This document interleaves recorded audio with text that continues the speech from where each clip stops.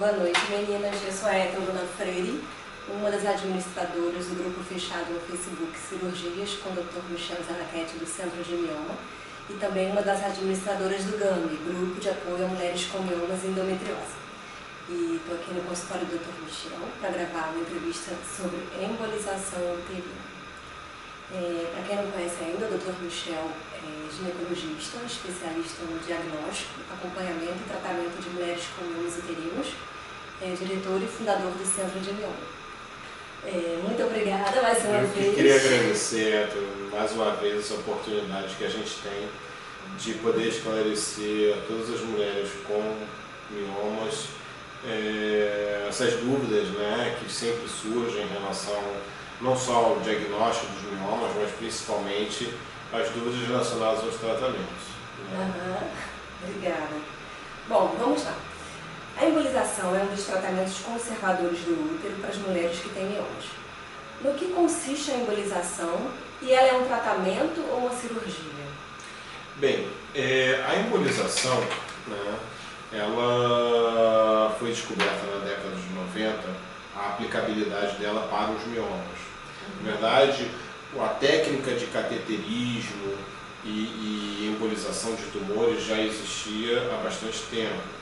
No entanto, na década de 90 foi introduzida essa técnica para o tratamento dos miomas. E ela consiste basicamente num cateterismo da artéria do útero. Assim como a gente faz um cateterismo do cateterismo cardíaco, a gente faz um cateterismo da artéria do útero. E ali, identificado os miomas, introduz-se microesferas, que são pequenas bolinhas, que vão obstruir o fluxo de sangue dos miomas. Com isso, os miomas param de ser alimentados, param de receber sangue, induzindo o quê? Induzindo a morte dos miomas. Tá? Então, a embolização é uma técnica cirúrgica, tá? Porém, é uma técnica cirúrgica minimamente invasiva, endovascular. Então, não tem corte. Na verdade, é um furinho que vai na virilha por onde entra o catéter. É um furo da mesma espessura do que um furinho de um exame de sangue que a gente faz no laboratório. Então, costuma-se dizer que não é uma cirurgia, mas é uma cirurgia sim, até porque muitas vezes tem sedação, tem anestesia. Né? A anestesia que é utilizada para o procedimento é a raquianestesia no nosso protocolo, porque vai conferir um maior conforto para o paciente no pós-embolização. Então a gente considera como sendo um tratamento cirúrgico, porém minimamente invasivo. Geralmente a embolização é indicada quando? Bem, nas pacientes com miomas sintomáticos, né, é a principal indicação. Principalmente miomas que causam sangramento, aumento do fluxo menstrual, né, cólicas decorrentes daquele sangramento e os sintomas compressivos, né, a compressão da bexiga, aumento do volume abdominal. Agora a gente tem que levar em consideração que a embolização, ela deve ser indicada em mulheres que têm esses sintomas, que está objetivando a melhora dos sintomas e a preservação do útero. É um tratamento alternativo à esterectomia, à retirada do útero. Então, aquelas mulheres que não desejam retirar o útero, que têm miomas que causam sintomas e desejam melhorar os sintomas causados pelos miomas, evitando assim uma esterectomia, essas sim têm uma ótima indicação no tratamento dos miomas. E quanto à adenomiose, quem tem pode embolizar? Sim, a adenomiose é peculiar, porque a adenomiose não é mioma. A adenomiose é uma endometriose do útero, uma endometriose da parede do útero. Então é muito mais parecido com a endometriose, porém ela tem um comportamento muito parecido com o mioma também, né, em relação aos sintomas. O tratamento cirúrgico da endometriose, você fazer uma cirurgia para cortar o útero e tirar a adenomiose, é muito mais difícil do que uma miomectomia, que é para retirar o mioma. Por isso que o tratamento para retirar, a cirurgia para retirar a adenomiose, ela não deve ser indicada, porque há muito sangramento, hemorragia, podendo levar a retirada do útero. E descobriu-se que com a embolização, né, a adenomiose ela pode regredir. Assim como os miomas regridem, a adenomiose pode regredir também. Então a embolização para adenomiose, ela sim pode ser indicada, é uma ótima alternativa para o tratamento dos sintomas, reduz o volume do útero. No entanto, uma peculiaridade que foi descoberta com os estudos científicos e com a observação das pacientes que tinham adenomiose e fizeram a embolização, é que a taxa de recidiva da adenomiose é muito maior do que a dos miomas. Então, enquanto a taxa de recidiva dos miomas, né, é em torno de 30% em até 5 anos, ou seja, novos miomas podem surgir em até 5 anos, em 30% dos casos das mulheres que fazem embolização, em relação à adenomiose, a recidiva é de 50% em 2 anos. Ou seja, quase metade das pacientes vão ter novamente adenomiose sintomática 2 anos depois da embolização. Então a gente acaba reservando a embolização para a adenomiose naquelas pacientes que querem muito preservar o útero com o intuito de gestar. Porque a cirurgia vai acabar levando ela a retirar o útero. Então, apesar de não ser um útero muito bom para engravidar, é melhor do que não ter. Sim. Então... E ela não é indicada quando a embolização? Bem, existem algumas contraindicações, né, que em relação à embolização, acho que as principais, né, quando a gente tem outras patologias concomitantes, principalmente patologias que possam predispor o câncer do útero ou até mesmo o câncer do útero. Então, por exemplo, paciente, por isso que é super importante a gente, antes da embolização, ter um preventivo recente da paciente, porque se ela tiver uma lesão precursora do câncer do colo do útero, a embolização é proscrita, né, contraindicada. Uma esteroscopia antes da embolização também é importante, porque se ela tiver alguma lesão de endométrio, alguma lesão precursora do câncer de endométrio também deve ser evitado. O uso um bom diagnóstico com a própria ressonância magnética que é feita antes da embolização, né? É importante a ressonância magnética antes da embolização, a gente depois vai falar isso depois, mas para você diagnosticar possíveis tumores de ovário, isso são contraindicações, né, para a embolização. Existem contraindicações clínicas, né? Então, como por exemplo, a gente tem pacientes com processos infecciosos, né, doença inflamatória pélvica, então realmente não tem indicação, né, para fazer embolização. Né? Quando a mulher tem vários tipos de miomas, inclusive pediculado, ela pode embolizar? E existe alguma contraindicação em relação a algum tipo de mioma para embolizar? Vamos lá, em relação à indicação, né, da embolização, a gente tem que levar em consideração que os tipos de miomas são bastante importantes. Tá? Teoricamente, a gente pode fazer em miomas volumosos, a gente pode fazer em miomas múltiplos, a gente pode fazer em basicamente qualquer tipo de mioma que receba sangue. Porque se ele recebe sangue, se ele capta contraste na ressonância magnética, esse mioma é possível de ser embolizado. Agora, o grande problema que a gente tem são em miomas extremamente grandes, porque esses miomas eles vão reduzir de tamanho, mas eles não vão reduzir satisfatoriamente. Então, um mioma muito grande, ele vai reduzir talvez 30%, 40%, 50%, mas ele vai continuar grande. Então, esse mioma, a indicação da embolização é relativa, você pode até contraindicar pelo volume. Em relação aos miomas pediculados, o grande medo que a gente tem é que esses miomas pediculados, quando são embolizados, eles podem se desprender do útero.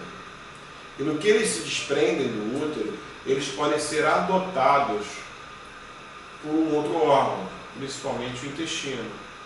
Se isso acontecer, esse mioma vai passar a ser, deixa de ser vascularizado pelo útero e passa a ser vascularizado por esses órgãos. Depois tem que ser retirado. E aí tem que ser retirado e muitas vezes você tem que retirar um pedaço do intestino, um pedaço da parede abdominal e assim por diante. E a mulher que só tem miomas submucosos, ela pode embolizar?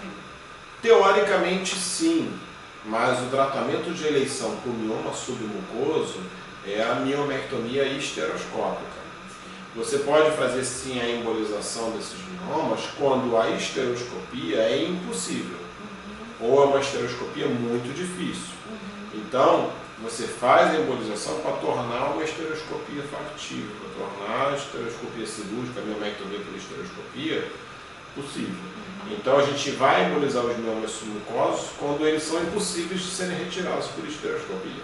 Então, a gente pode embolizar. Pacientes obesos podem embolizar? Sim, inclusive é uma ótima indicação. Né?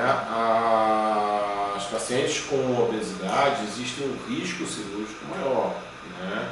Não só um risco anestésico, um risco de hemorragia, risco de infecção, né? É maior. Então, uma cirurgia convencional em pacientes obesas, obviamente que vai trazer muito mais riscos para ela do que uma embolização. Então, a embolização, ela pode sim ter indicação em pacientes obesos sem nenhuma dificuldade. No entanto, mais importante do que a obesidade dessa paciente para ser determinante em relação à indicação da embolização, a gente tem que avaliar em relação ao desejo da paciente, né, de gestar. Né? Porque se ela tiver um desejo imediato de gestar, a gente sabe que a embolização pode não ser o melhor caminho. Esse imediato é quanto tempo? Bem, em relação a pacientes que querem engravidar, né, num prazo de até 2 anos, a gente sabe que a miomectomia tem resultados melhores para a fertilidade, tem desfechos reprodutivos mais favoráveis do que a embolização. Então, nesse sentido, acredito que essas pacientes, mesmo que obesas, se queiram engravidar, a gente não deve deixar de fazer uma cirurgia. Porque a gente sabe que a miomectomia vai ser melhor. No entanto, ela vai ser informada de todos os riscos. Quem tem alergia a iodo pode embolizar? E quem tem trombofilia também pode?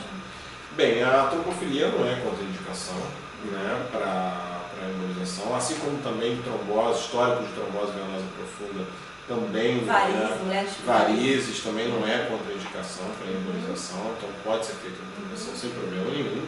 Tá? Agora, alergia a iodo. Na embolização, a gente utiliza contraste iodado. Tá? Então, teoricamente, a paciente que tem alergia sabida ao iodo é uma contraindicação relativa. Mas, se ela não tiver nenhuma outra alternativa de tratamento, se as outras alternativas de tratamento trouxerem um risco muito grande para ela, a gente pode fazer um tratamento prévio à embolização de dessensibilização dessa paciente ao iodo. De que maneira? 3 a 5 dias antes da cirurgia, a gente começa tratamentos com antialérgicos, corticoide, né, para poder fazer o processo, a cirurgia não, da embolização, né? Então, começa o tratamento com antialérgicos e corticoides até o dia da embolização. E aí, no dia da embolização, a gente pode fazer o uso do iodo, um contraste iodado, com menor risco de desenvolver uma alergia grave. Como choque anafilático, né?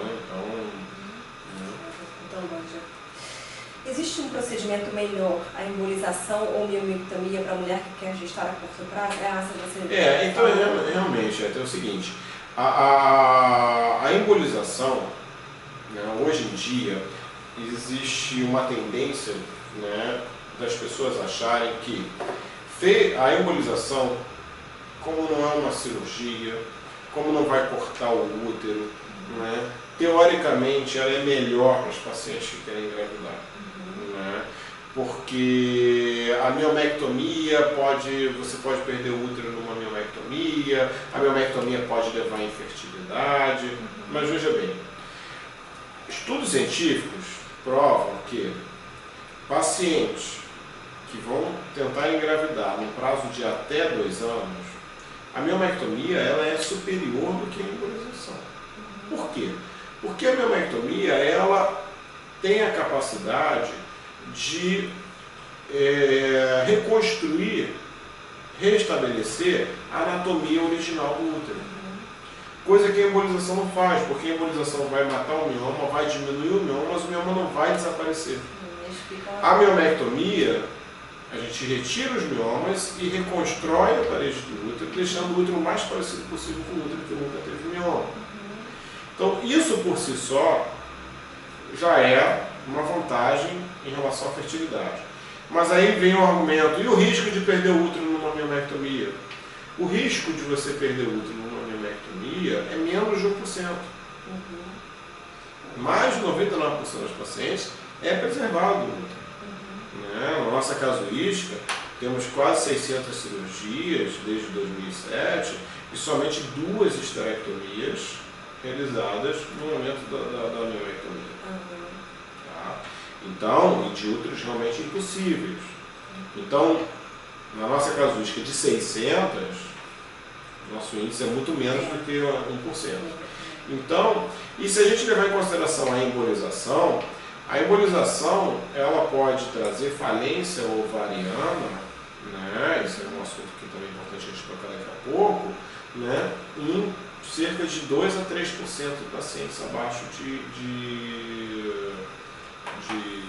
40 anos. Acima de 40? Abaixo de 40 anos. Acima de 40 anos, a embolização ela pode levar à falência ovariana em torno de 7% dos pacientes. Entendeu?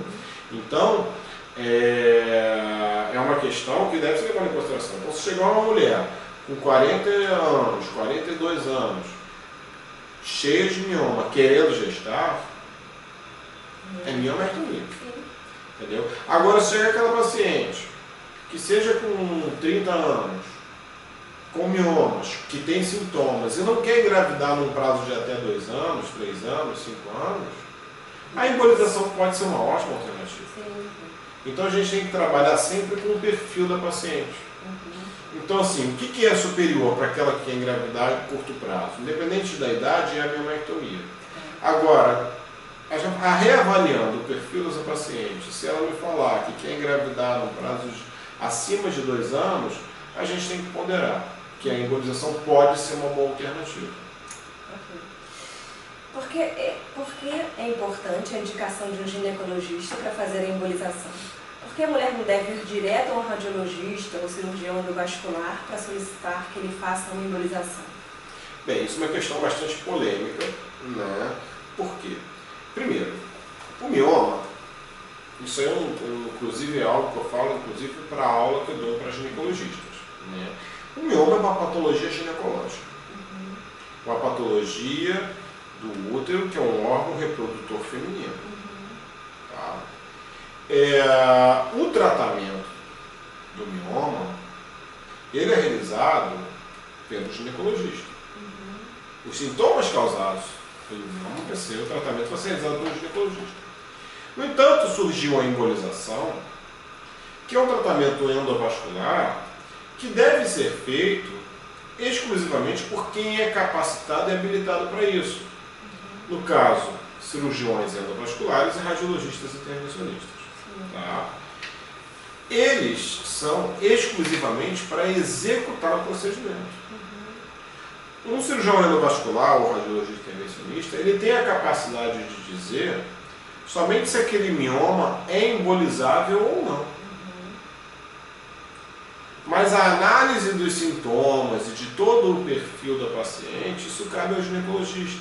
Para escolher o melhor tratamento para ela. Exatamente, porque o cirurgião endovascular ele vai olhar para aquela mulher e vai falar: você pode ou não pode fazer a embolização. Mas não vai dizer se a embolização é ou não o melhor tratamento. Entendeu? Porventura, ele pode até acertar.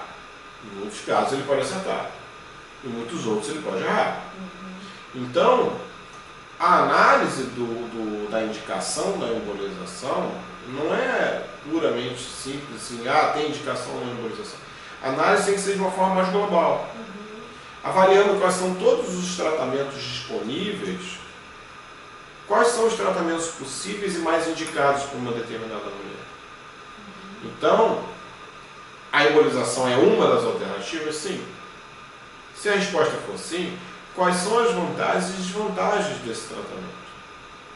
E, mais ainda, o acompanhamento pós-embolização não é realizado pelo cirurgião vascular. E o acompanhamento pós-embolização ele é tão ou mais importante do que a indicação, ou do que o próprio procedimento em si. Porque aquele mioma ele vai reduzir de tamanho, ele vai entrar em processo de degeneração, os sintomas vão ser reduzidos, né? E qualquer outro procedimento complementar, como miomectomia, como esteroscopia, até se essa mulher engravidar, quem vai fazer o parto vai ser o ginecologista. Né? Então é fundamental que o ginecologista indique a embolização com base em todos os outros procedimentos disponíveis e possíveis. Então, desde o tratamento medicamentoso, desde o acompanhamento, tratamento medicamentoso, outros tratamentos que conservam o útero, como até um hexablate, as miomectomias e a embolização. Então, no meu modo de ver, né, são pouquíssimos cirurgiões vasculares, radiologistas intervencionistas, que hoje têm o conhecimento e a capacidade de indicar com propriedade a embolização. Entendeu? Existem profissionais que realmente conseguem, fazem isso muito bem, mas são poucos. A gente pode contar nos dedos de uma mão, no Brasil, os radiologistas intervencionistas que têm capacidade técnica para isso. Agora, como não são muitos, o ideal não é a mulher achar que tem indicação da embolização e procurar um radiologista intervencionista. É procurar um ginecologista. Aí sim, um ginecologista que esteja feito e habituado à indicação da embolização. Porque aquele que não está habituado não vai indicar. Mas aquele que está feito e habituado e acostumado a acompanhar pacientes pós-embolização, ele vai enxergar a embolização como uma alternativa de tratamento. Entendeu? E ele tem que saber que ele vai receber essa paciente de volta depois da embolização. Então ele tem que indicar, e é importante a mulher, a paciente que for no ginecologista, e o ginecologista falou, você tem indicação da embolização, eu vou te encaminhar para o cirurgião vascular para você fazer a embolização. É uma obrigação dessa paciente perguntar para o ginecologista, depois da minha embolização, você vai me acompanhar? Sim. Entendeu? Então isso é uma informação importantíssima. Por quê? Porque tem muitos ginecologistas também que indicam, a paciente faz e quando volta para ele não quer. Se tiver alguma complicação de parturição do mioma, né, um mioma embolizado, que pode acontecer, é raro, mas pode acontecer, se tiver um processo de infecção, e aí não sabe resolver, não quer resolver, então ele tem que indicar, mas ele tem que saber acompanhar. Então é importante perguntar. Então pergunte para o seu ginecologista. Indicou a embolização? Ótimo, que bom. Eu vou fazer a embolização. Quando eu fizer, eu posso me acompanhar com o senhor? Se a resposta for sim, ótimo. Entendeu? E qual a importância da ressonância magnética para fazer uma embolização? Bem, a ressonância magnética é mais do que uma ressonância magnética. A ressonância magnética ela tem que ser com contraste. Tá? Por que o uso do contraste na ressonância magnética? Porque somente com o contraste a gente vai avaliar se os miomas são vascularizados. Porque se os miomas são vascularizados, a gente pode embolizar esses miomas, a gente pode obstruir o fluxo de sangue desse mioma. Agora, se o mioma na ressonância magnética já não é vascularizado, não faz sentido fazer uma embolização. É como se a gente fosse fazer uma obra no banheiro da nossa casa e fechasse o registro de água para quebrar o banheiro todo, mas o dono da casa não paga a conta de água. Então o que adianta você fechar o registro, que é para não vazar água, se não tem água na caixa d'água? A ultrassonografia não mostra essa imagem. Nem a ultrassonografia com Doppler mostra com tanta precisão se o mioma é vascularizado ou não. Então a ressonância magnética é fundamental. Primeiro, para você quantificar os miomas, para você qualificar esses miomas em relação à vascularização e outras características como celularidade, hidratação, e para você também ter uma noção exata do volume do útero e desses miomas. Para futuramente você, depois da embolização, com uma nova ressonância magnética, comparar o quanto esses miomas estão reduzindo. O quanto eles reduziram. Então a ressonância magnética, com contraste, é de suma importância para você indicar ou contraindicar uma embolização e ter como base de comparação e o segmento desses miomas pós-embolização. Quanto tempo após a embolização a mulher já pode tentar engravidar? Bem, o ideal, né, uma vez feita a embolização, se a embolização reduziu os miomas o suficiente para melhorar a distorção desse útero, melhorar a anatomia desse útero, se isso acontecer em 2 meses, em 6 meses ou em 1 ano, ela já está liberada para engravidar. Então, isso é muito variável.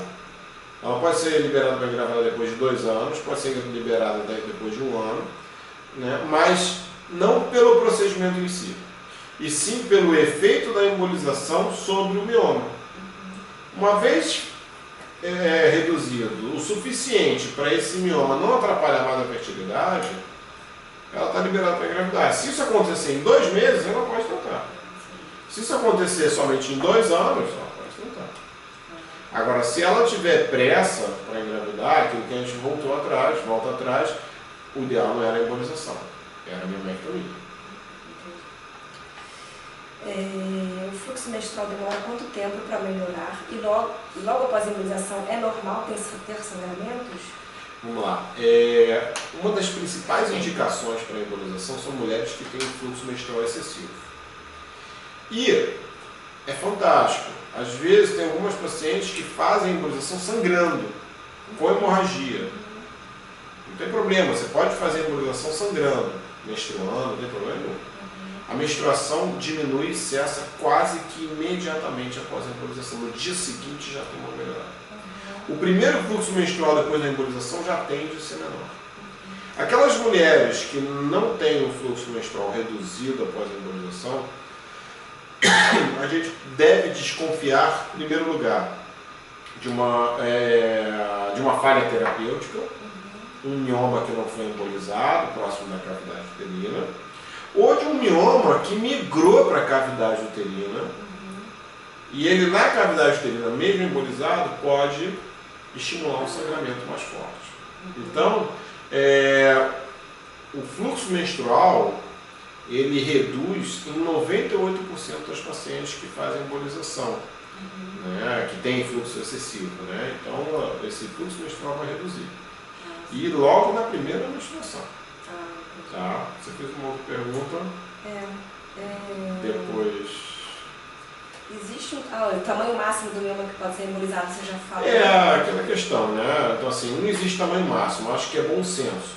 Se você tem um mioma do tamanho de um melão, e ele vai ficar do tamanho de uma moletone, vai continuar sendo muito grande. Né? Se você tem um mioma do tamanho de uma poncã, e ele vai ficar do tamanho de um limão, ótimo. Agora, você tem um mioma do tamanho de um melão, não faz sentido. Existem riscos de ficar na UTI após a embolização? Não, como praxe, o paciente não vai para a UTI após a embolização. Apesar de ser um procedimento endovascular, alguns hospitais, hemodinâmicas, né, acham que todo paciente que vai para uma hemodinâmica sai de lá e vai para uma UTI. Mas quem faz isso é o paciente que vai para uma hemodinâmica, que é onde faz a embolização, quem vai fazer cateterismo cardíaco, cateterismo cerebral. Cateterismo uterino não tem necessidade de seguir no UTI depois. E a mulher deve suspender a pílula antes de embolizar? E por quê? Sim. É recomendado. Por quê? Porque a pílula anticoncepcional, ela impede a proliferação do endométrio, aumentando o risco de pequenas lesões endometriais a após a embolização. Então, e a gente também não tem como controlar a menstruação e o sangramento depois da embolização. Né? Não tem como a gente saber se melhorou ou não, o quanto que melhorou. Vai ficar mascarado com o uso da pílula anticoncepcional. Então, o ideal é que o anticoncepcional seja suspenso na véspera da embolização. Tá? E aí depois a gente observa o ciclo menstrual normal da paciente. Um dos maiores medos da mulher em relação à embolização é a falência ovariana, que causa menopausa precoce. Quais as chances disso acontecer e ela acontece em que casos? Bem, a falência ovariana ela é muito mais comum em pacientes acima de 40, 45 anos. Quanto mais próxima da paciente estiver da menopausa, o risco maior de falência ovariana após a embolização. Então, acima de 40 anos, a paciente que é submetida à embolização, ela tem um risco aumentando gradativamente, acima de 7% para cima. Tá? Agora, em pacientes mais jovens, né, existe estudo científico, em pacientes com uma média de idade de 35 anos, que faz uma embolização, os níveis hormonais, comprovando que não há falência ovariana, né, eles se mantêm estáveis, né, em 95% dos casos. Tá? Então, em 95% dos pacientes, os hormônios ficam absolutamente inalterados logo após e 6 meses após a embolização.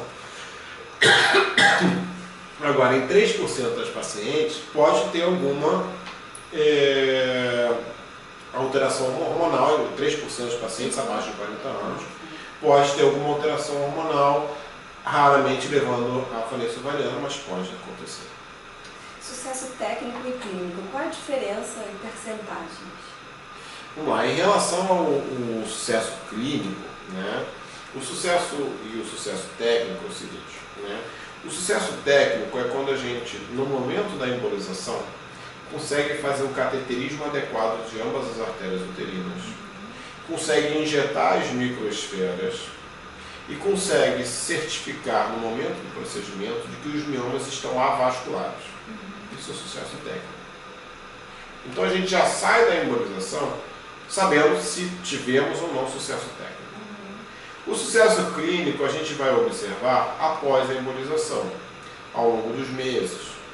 No primeiro mês, aquilo que eu já falei em relação ao sangramento e menstruação, a gente já observa. Então o sucesso clínico significa na melhora dos sintomas. Redução do fluxo menstrual, melhora das cólicas, redução do volume uterino, com redução do volume abdominal, melhora da frequência urinária. Então, isso é o sucesso clínico, que a gente observa ao longo, principalmente dos primeiros 2 ou 3 meses, já tem. Primeiro mês já tem melhora do sangramento, melhora da cólica, e o volume abdominal nos primeiros 2 ou 3 meses já é sentido pelos pacientes que fazem embolização. Então, o fato da gente ter sucesso técnico é maior chance de ter sucesso clínico. Mas está associado sim. Mas quando a gente não tem sucesso técnico, muito dificilmente não terá sucesso clínico. Em relação ao sucesso clínico, né, 98% das pacientes têm melhora do fluxo menstrual, 96% tem melhora das cólicas, a redução do volume uterino pode chegar em torno de 50%, a gente pode ter redução do volume do mioma em torno de 70%, até 70%. Né? Então é uma redução bastante satisfatória. Tá? E o sucesso técnico ele é atingido em mais de 99% dos casos. Tá? Dificilmente não se consegue acessar uma artéria uterina. Dificilmente. Reembolização em que casos, doutor? Então, aí cabe no sucesso técnico, né? Então, é uma pergunta que é quase que emenda em relação ao sucesso técnico. Por quê? O sucesso técnico, quando no momento do procedimento a gente não, porventura, não consegue acessar a artéria uterina e por falta, muitas vezes, de um catéter específico, né, a gente pode interromper o procedimento, né, e às vezes esse catéter não está disponível no hospital, o fornecedor não levou, então a gente suspende o procedimento e num outro momento, um mês depois, pode ser 3 meses depois, entra de novo para fazer a embolização com um material específico para fazer a reembolização.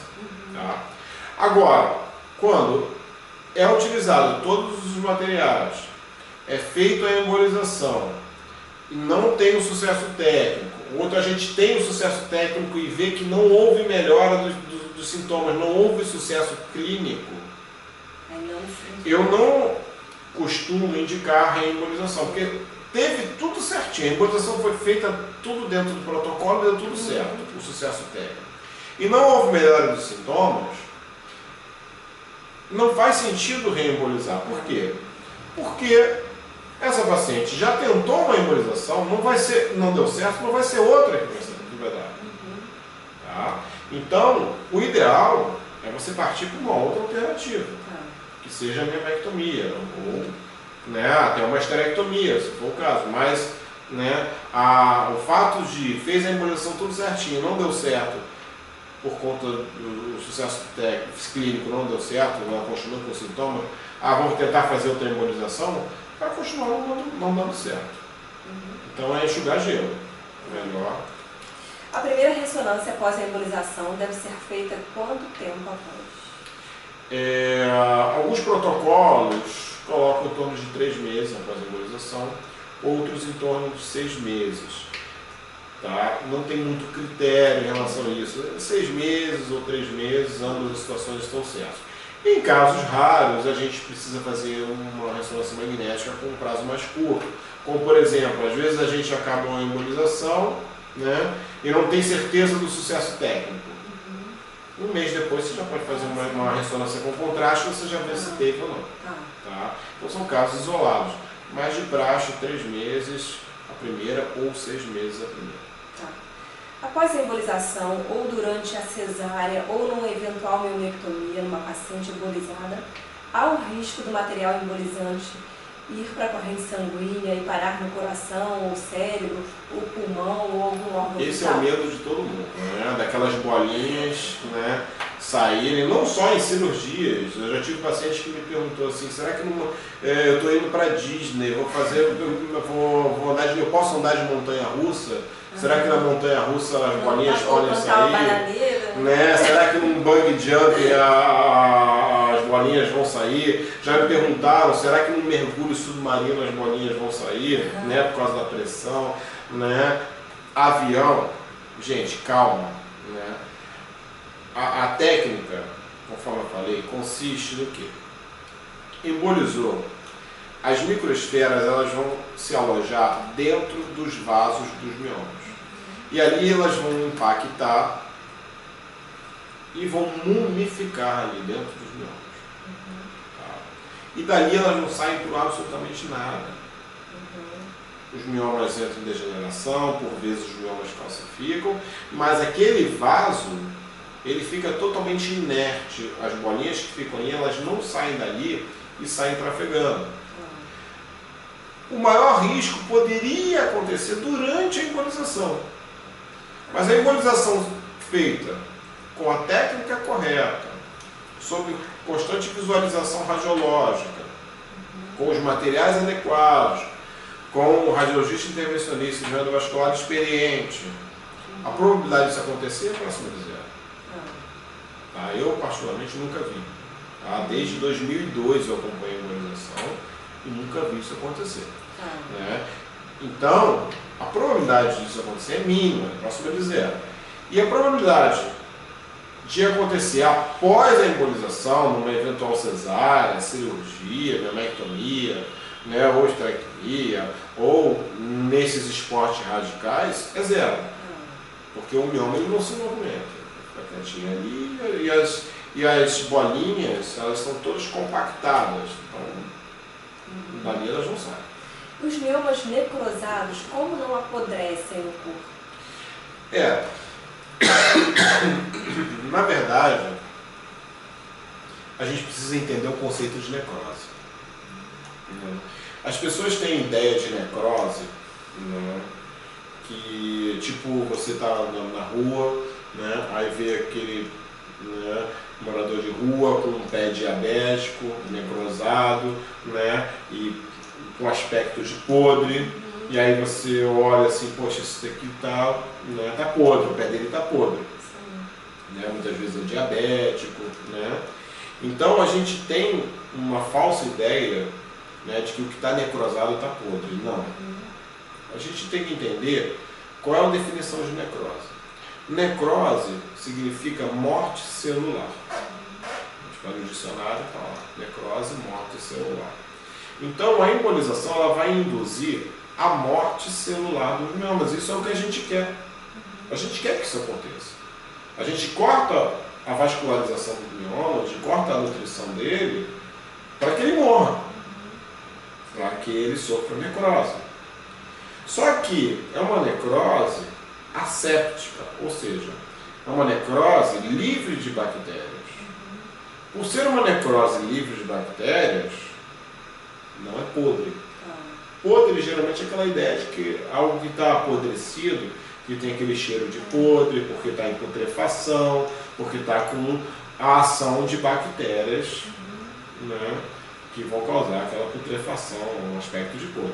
Agora, a necrose do mioma é uma necrose livre de bactérias, então ali a gente não tem um apodrecimento do mioma. Então a gente tem a necrose do mioma, uma necrose induzida por a gente quer que isso aconteça, a gente quer que ele morra, para que ele diminua de tamanho. Efeitos do Zoladex antes e depois da embolização. Bem, o Zoladex ele é utilizado para reduzir os miomas, para fazer a retirada, fazer a miomectomia.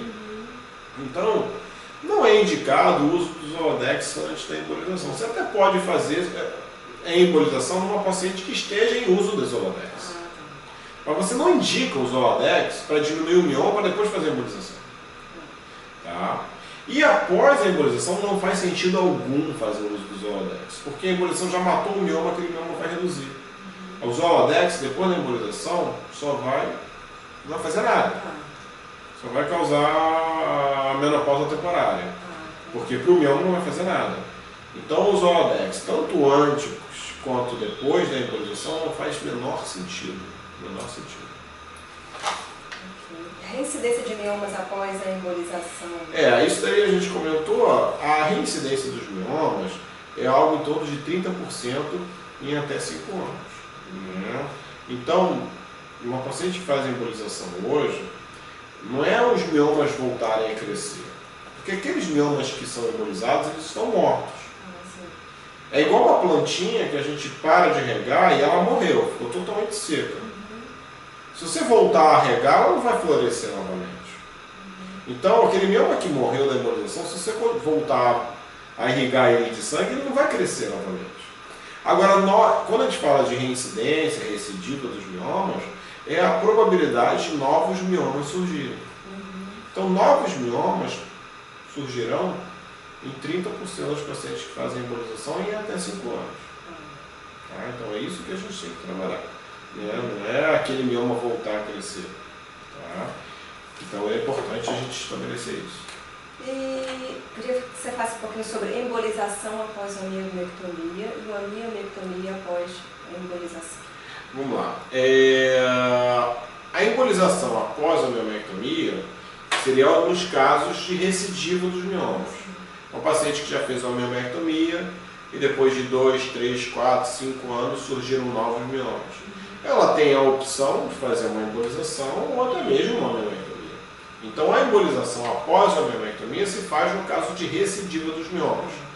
Em hipótese nenhuma você faz a miomectomia e uma embolização para evitar que novos miomas surjam. Isso não é. Então, em tendo novos miomas, faz uma embolização. E no caso da miomectomia após a embolização, a gente tem 2 caminhos. A gente pode ter aquelas pacientes que fizeram uma embolização para facilitar uma miomectomia, isso pode acontecer. Então você faz uma embolização, diminuiu aquele útero, e isso vai facilitar com que esses miomas sejam retirados, para restabelecer a anatomia do útero, para que ela possa engravidar depois. Vamos imaginar a seguinte situação, uma paciente que tem muitos miomas, a miomectomia pode ser de extremo risco para ela perder o útero. Então você faz uma embolização para que ela diminua esses miomas, diminua a vascularização desses miomas e facilite uma posterior miomectomia. E aí você pode fazer uma miomectomia 6 meses, 1 ano, 2 anos depois dessa embolização, para restabelecer a anatomia do útero.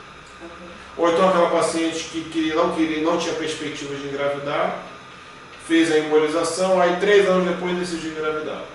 E aí a gente avalia, aquele útero continua distorcido, apesar de ter tido melhora dos sintomas, a gente promove a mielectomia para restabelecer a fertilidade. Ou então, naquelas pacientes que fizeram a embolização e passou os 3, 4, 5 anos e novos miomas surgiram. Aí, nesse caso, a mielectomia ela pode se aplicar muito bem. Né? Então, a mielectomia após a embolização, ela tem várias vertentes. Né? Pode ser desde a paciente que quer engravidar até aquela que esteja com recidiva dos miomas. E a última pergunta, quem tem ou teve trombose pode embolizar, e quem tem varizes também pode? Pode, isso não tem problema algum, né? Tanto a trombose quanto a varizes, isso não é contraindicação. A trombose, a paciente em tratamento de trombose não pode. Agora, passou o tratamento da trombose, ela pode sim fazer a embolização. Inclusive, a embolização vai trazer menos riscos para essa paciente do que uma mielectomia, do que uma cirurgia. Porque ela vai ter riscos de trombose depois. Né? Então, depois de uma cirurgia. Então, a embolização ela tem um risco menor de trombose. Do que não é contraindicação. Tá? O que é muito importante a gente estabelecer com a embolização, né, eu diria assim, os pontos principais, né, já que a gente está terminando, né, então os pontos principais. Em relação à indicação, né, a embolização ela é um ótimo tratamento.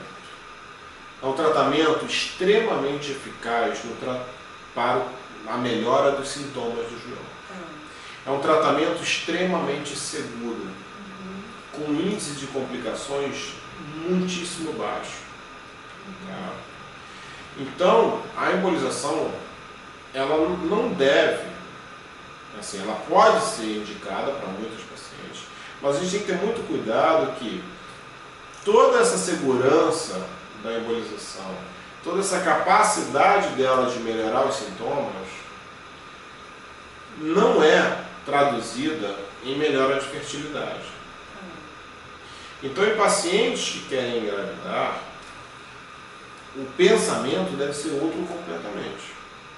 A prioridade é a gestação. Tem que melhorar os sintomas, sim, mas a prioridade é recuperar a fertilidade dessa mulher. E muitas vezes a embolização pode não ser o melhor caminho. Então, os pacientes que desejam engravidar, deve ser conversado com o seu ginecologista alternativas, como por exemplo a mielectomia. Agora, aquelas pacientes que não têm o desejo de engravidar no prazo curto, aquelas pacientes que queiram ou que não querem engravidar, ou que queiram realmente fugir da esterectomia, que já tem filho, já tem a prole constituída, né? Então assim, já tem filho, não quero fazer uma cirurgia para abrir uma barriga, tirar meu útero, não quero perder meu útero. A embolização tem uma ótima indicação. Então, a gente tem que ter a embolização como uma ótima ferramenta. Ela é aplicável em muitos casos, né? Mas deve sempre ser olhada com outros olhos para as mulheres que querem engravidar. Tá? A gente não deve achar que a embolização só porque ela quer preservar o útero para poder engravidar. Então assim, a mielectomia ela também é segura, também é possível, entendeu? Também traz melhores sintomas, mas para desfecho reprodutivo é melhor. Muito obrigada mais uma vez. Eu agradeço imensamente essa oportunidade, né? Espero estar sempre falando com vocês por esse canal. Eu acho que é a melhor maneira de vocês poderem entender, né, a maneira sobre os miomas, um pouquinho do que eu penso, um pouquinho do que a gente aplica no nosso dia a dia, né? E espero estar sempre aí à disposição de vocês. E aguardem a próxima entrevista, que será sobre mielectomia robótica e mielectomia a laser. Tchau, boa noite, meninas. Boa noite.